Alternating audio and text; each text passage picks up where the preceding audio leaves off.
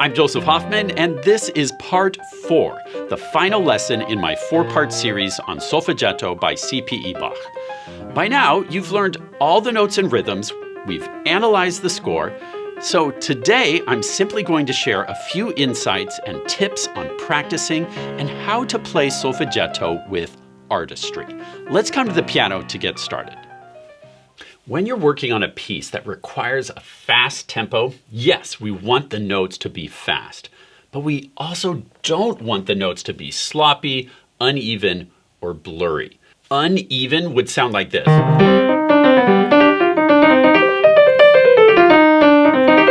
Notice how some notes are going faster than others. Yes, it's fast, but it's also sloppy. Believe me, I've heard Solfeggietto played very sloppily before. And blurry is when the notes are just all mushing together, like kind of what I just did. See, yeah, that's fast all right, but it's super sloppy and blurry. Can you hear the individual notes, or do they all just kind of mush together? You know, that doesn't sound good. It just sounds sloppy. So don't let yourself play that way. Listen for a clean, even sound. It's okay to go fast, as long as the notes are even. Da da da da da da da da da da da da da da da. Ticky ticky ticky ticky ticky ticky ticky. Your best tool for playing fast is your ear. Listen for smooth, even playing, just a steady stream. Ya da da da da da da da da. And if it doesn't sound smooth, you're going to keep working at it. Set a high standard for yourself and what you're trying to accomplish. Now, to get it fast, I recommend using what I call the fast tools in your practice. You're starting with slow work, using the metronome. And then when you feel confident, you can start using the fast tools, one of which is going slow, quick, slow, quick, slow, slow, quick, slow, quick, slow, quick, slow. Make the slows very slow and the quicks very quick. Slow, quick, slow, quick, slow. And then reverse it and start with the quick and then slow, quick, slow, quick, slow, ba-bum, ba-bum, quick, slow, quick, slow, quick, slow, quick, slow, quick, slow, quick, slow.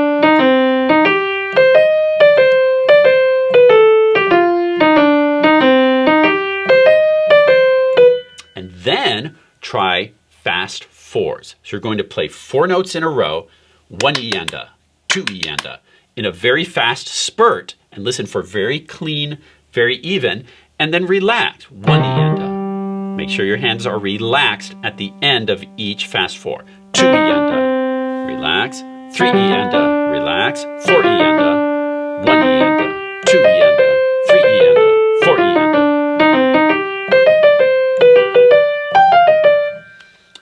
And then use your metronome to go faster and faster and faster, starting at a slow, comfortable speed.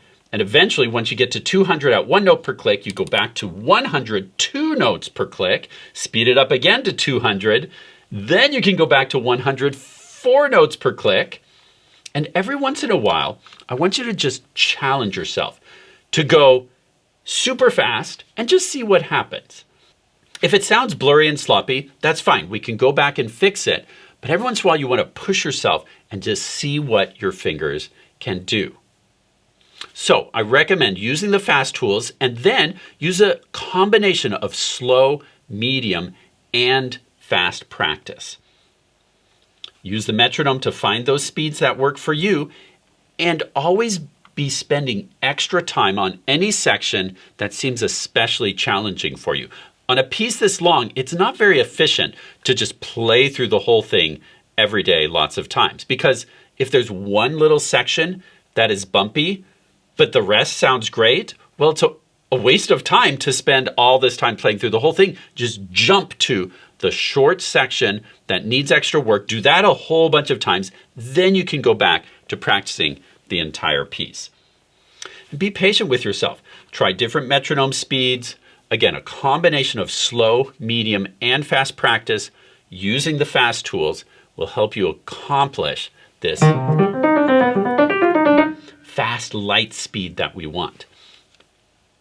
Now, my speed or my tempo that I choose may not be the same as your final tempo. I don't want you to feel pressure, to play it how fast I can play it. Or if you go on YouTube, you'll find people playing that fast or even faster. Some people like to play this, like I said, crazy fast. But don't worry about comparing yourself. I want you to find your best speed that you love to play it at, that sounds good and artistic. Again, too fast, and I think it starts to sound like a blur. I want to actually hear and enjoy the notes as they go by. So find the right speed for you, which may be a different tempo than anyone else in the world. Make this your own. Now, it's also important to watch the dynamics. Look for those tenuto marks every once in a while. I put a tenuto mark to show a note I want you to bring out, almost like an accent. I think it's nice to emphasize that D because it's the start of this downward scale and brings us to the next part. Emphasize, then hit, hit, hit. Notice all these tenutos are the notes we want to bring out, and that will help emphasize the beat. 1 E and a 2 E and a 3. 1, 3. It puts it on those important beats 1 and 3. And then drop to piano here. Then crescendo to here. I put a tenuto there because that's a landing point which launches us into the next section. 4 E and a 1. We're in this G minor section. We're going to emphasize that A. Da, da, da, da, da, da.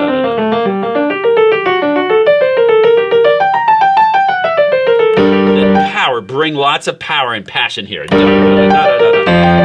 Then shh. Very quiet. Then power. Then quiet. The quieter your pianos, the more exciting your fortes will be. So give us lots of contrast in those parts. We're in this F minor section. Emphasis on that G. Missing some notes. Emphasis. And then I like to make these pretty punchy because I think it's kind of fun. Build up to there. So nice crescendo through that measure. Punch. And then don't forget to account for those rests. 1 E and a 2 E and a. Remember, piano doesn't mean slower. So keep these notes really exciting, even though it's soft. 1 E and a 2 E and a. And I put a little bit of extra emphasis on that A flat, because I just think it's fun to have that pop out. 1 E and a 2 E and a.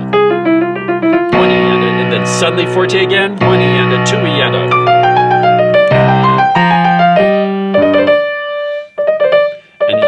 Spend whatever time you need to on that turn to make it really zippy and free. Just let your fingers feel like they're wiggling. Then in this last section, lots of dynamic contrast. So we're setting up for the grand finale. So really soft. Then forte, then soft. Then forte, then soft. Forte. And then here, just really go for it. I think this is the main climax of the piece. Use your damper pedal, then off. And I give a little emphasis on these top notes because they're on the beat. 1 E and a 2 E and a 3 E and a 4. Think a little accent on each of those. Da da da dee da da da dee da da da da da da. Most importantly, I hope you'll tell an exciting story with solfeggietto. Find the excitement in the music. It's not just about playing fast. It's about telling a story. So know which notes to bring out. That's why I marked those tenuto lines in there. Why all these dynamics are here. It's to make the story more exciting, have lots of fun, bringing this piece alive. This brings us to the end of this 4-part series on solfeggietto by CPE Bach. I hope you found these videos helpful, and I hope you have lots of fun playing this amazing and exciting piece. Thank you for watching and learning with me, and happy practicing.